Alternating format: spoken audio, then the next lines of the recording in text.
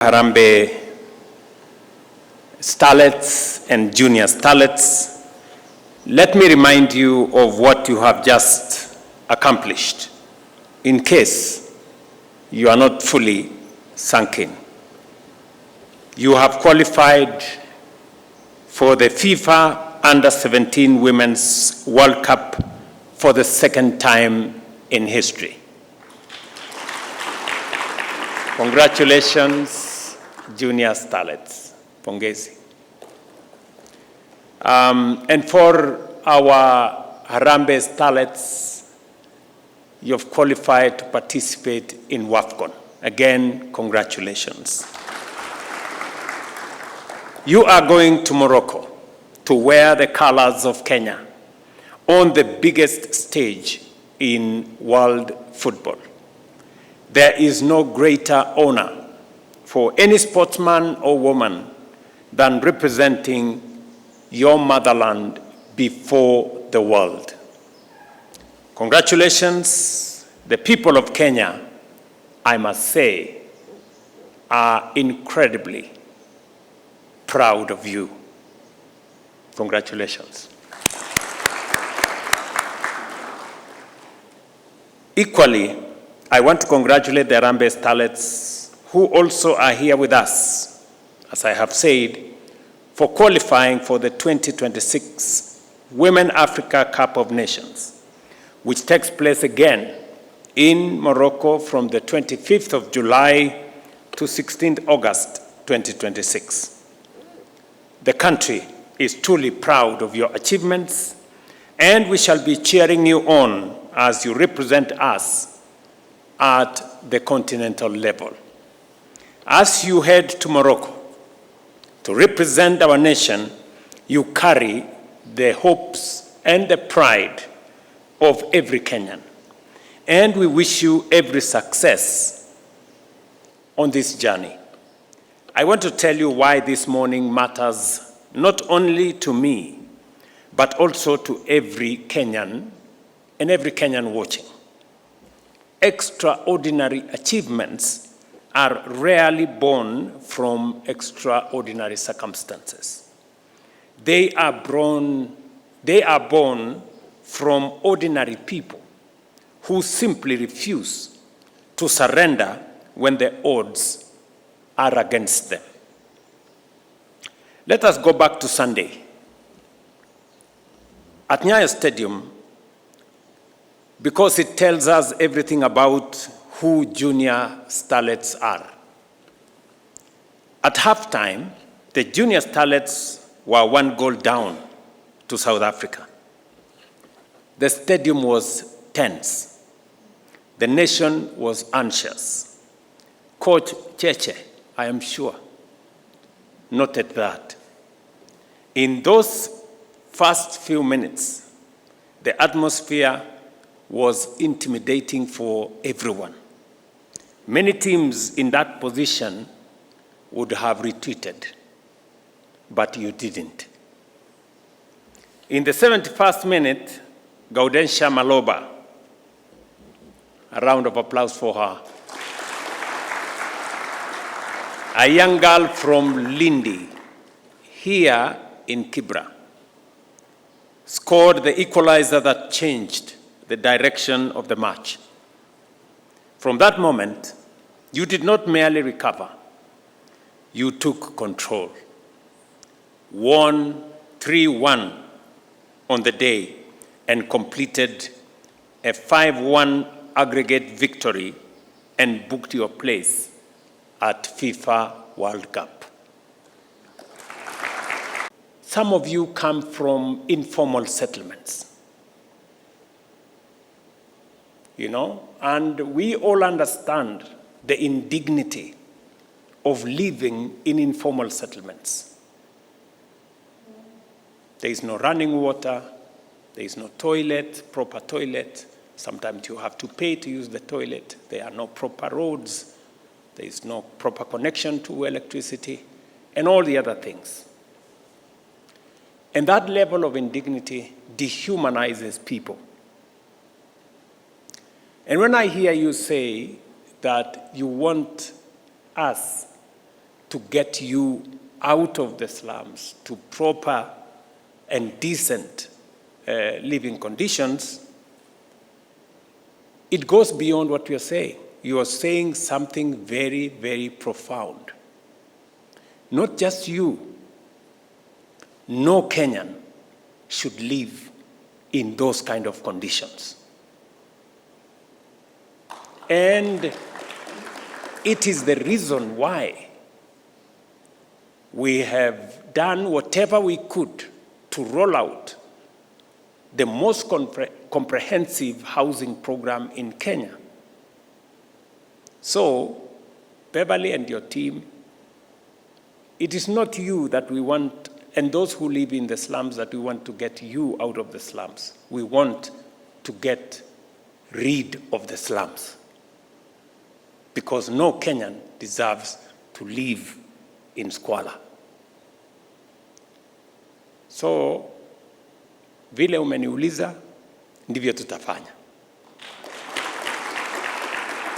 Sio peke yake kuwaondoa ninyi vile mmeniuliza kutoka slums, lakini pia kuondoa kabisa slums yenyewe, so that pale tujenge manyumba ambayo itakuwa inatosha mwananchi wa Kenya kuishi mahali kuna maji, kuna stima, kuna barabara, kuna usafi, because that is the command we have from the Constitution of Kenya. And therefore, this morning, you've spoken to me beyond your circumstances. You are just reminding the nation that there are people who live in dehumanizing conditions, and we must do everything in our power. And I want to promise you, Beverly, as I promise every other Kenyan, that I will do my very best to make sure that we build as many houses as possible, and God willing, in the very near future, between 15 and 20 years, there will be nobody living in a slum. By God's grace. The nation was anxious. Coach Cheche, I am sure, noted that. In those first few minutes, the atmosphere was intimidating for everyone. Many teams in that position would have retreated, but you didn't. In the 71st minute, Gaudensia Maloba, a round of applause for her, a young girl from Lindi, here in Kibra, scored the equalizer that changed the direction of the match. From that moment, you did not merely recover, you took control. Won 3-1 on the day and completed a 5-1 aggregate victory and booked your place at FIFA World Cup. That goal carries a lesson far greater than football.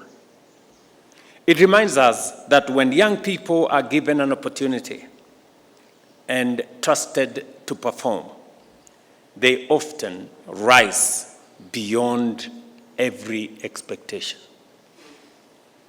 Gaudensia rose to the occasion, and I want every young girl watching from all corners of Kenya to know that one day it could be them.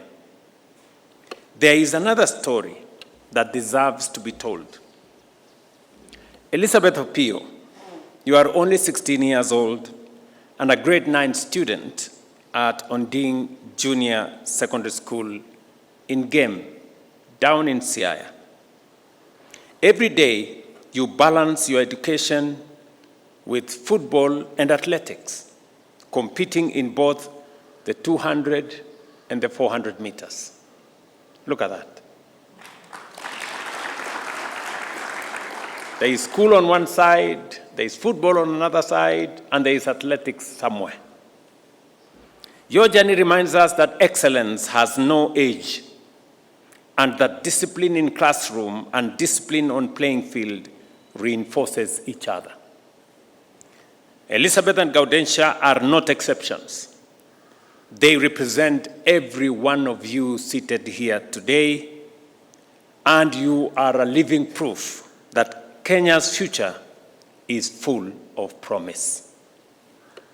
None of this, however, happens without leadership. Coach Cheche, tumpigie makofi huyo, and your assistant coaches and your technical bench, congratulations for the leadership you have demonstrated. And my coach here, where is the other good coach here? My dear sister, congratulations again, tumpigie makofi, and your assistant coaches and your technical bench for providing extraordinary leadership.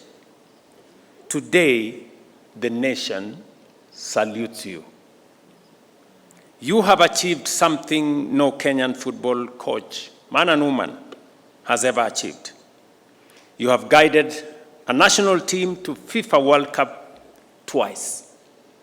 On behalf of the people of Kenya, nasema asante. I equally applaud every member of the technical bench, the trainers, physiotherapists, and support staff. You are the unsung heroes behind the scenes. 2 years ago, in the Dominican Republic, you faced England, North Korea, and Mexico. Although you lost to England and North Korea, you defeated Mexico, a country with a proud football tradition and previous World Cup successes. This time, this time, I challenge you to aim higher. Aim to qualify from the group stages. Believe that you can compete with anyone FIFA places before you. I know you will. Our commitment goes beyond infrastructure. Last year alone, the government of Kenya spent 4.5 billion Kenya shillings to support our national teams, covering accommodation, kits, allowances, and logistics so that our athletes can train and compete in dignity. To our junior starlets, very soon you will walk onto a football pitch in Morocco. The Kenyan flag will be played. And just before kickoff, each one of you will place your hand over the badge on your jersey. Our national anthem will be played. In that moment, remember this: that badge is bigger than football. It carries the dreams of millions of Kenyans. It carries the pride of an entire nation. Go and make history once again. Mtafanya hivyo? Beverly, mko tayari? Mko tayari, eh? Very good. Mwana Mali, are you ready? Or the WAFCON? Mtafanya bidii? Very good. Nimewasikiza kwa makini wakati mmezungumza hapa. As daughters of this nation, as our girls, and we are very, very proud of you. We are very, very proud of you. Nimewasikiza vile mmeongea, mumesema tuwashughulikie. Mumesema mambo matatu ya muhimu ambayo nimesikia. Mumezungumzia kuhusu mambo ya afya. Na mumesema mnataka kila mmoja wenu apate nafasi ya kuwa na bima ya afya.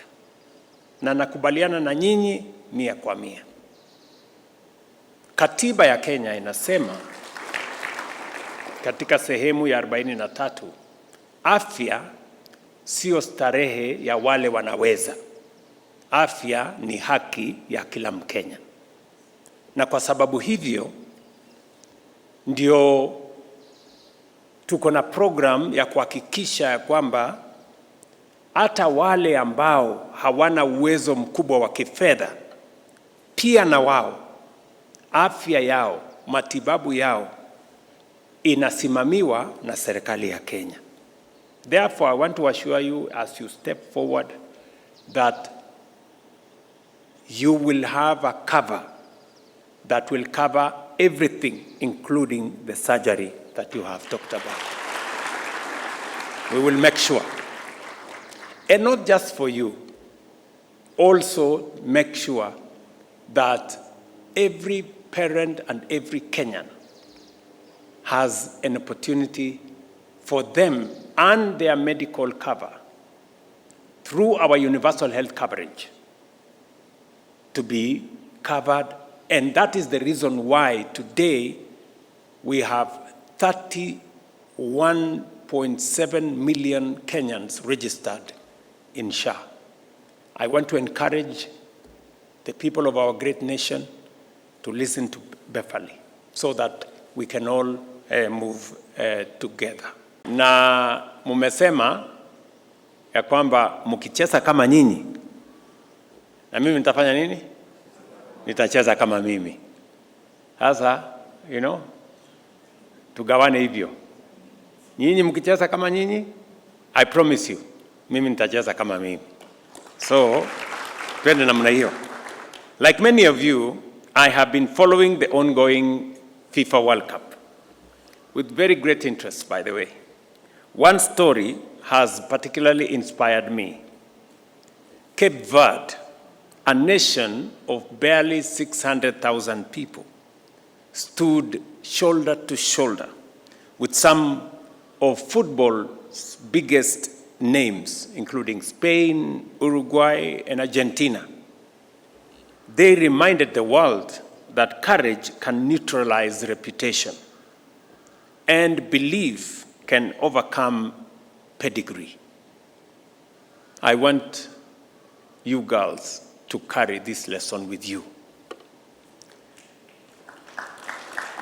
To every girl watching us from Game in Siaya, Kibra in Nairobi, Amalemba in Kakamega, Tarbach in Wajir, Bamba in Kilifi, or from Lokichar in Turkana, hear this clearly. Where you come from does not determine where you can go. Talent is not confined to big cities. Greatness is not for a privileged few.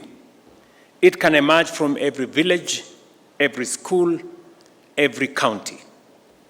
Dream boldly, work relentlessly, and when opportunity comes, be ready. Ladies and gentlemen, this achievement is not an accident, and it must not be a one-off, as we have been told here. We must make it the usual rather than the exception. Nations that consistently excel in sports invest in young people long before the world knows their names. That is exactly what Kenya is doing. At the grassroots, more than 10,000 young athletes are currently enrolled in structured development programs run through our schools, county governments, and the Kenya Academy of Sports. Elizabeth Opio, Gaudentia Maloba, and Brenda Awor are products of that deliberate investment. They were identified through the Kenya Schools Sports Association and Kenya. You have reminded me that vile tulifanya na wale wangwana wa Harambee Stars, tufanye hivyo, si ndio? Sasa na nyinyi tutakubaliana vile tutatembea pamoja, sawa? I want the Ministry of Sports, the CS is here, and your team to calibrate. We need to tufanye deal na hawa warembo wetu. Wakifanya hivi tunafanya hivi, wakifanya hivi tunafanya hivi, muniandikie, alafu nikuje nipangane na wao, sawa sawa. So si mnajua hata wale jamaa tulipangana na wao, niliwaambia mkisongesha namna hii, mimi nasongesha namna hii, mkisongesha namna hii, bwana president, so utapanga vile tulipanga wale wengine, sawa sawa. So but you promise that you will do your best, right? And I want to promise you that I will be following, and I am very confident that millions of Kenyans will be following. So asanteni sana. I know this was breakfast. We must not make it longer than this. Asanteni sana. All the other things have been done. I have been briefed by the PS, Elijah there, that all allowances have been paid, and we've made sure that whatever it is that is on the part of government has been done already. He tells me he has already paid out 33 million shillings to make sure that all of us are going the right direction. And if there will be any other additional issues, I will make sure that everybody is taken care of. If there is something that is still outstanding, we will make sure that everybody is taken care of. We want you to play not with a background that there is something outstanding. And I promise you that when all this is done, we will come back here and we will agree on how to go forward. Asanteni sana.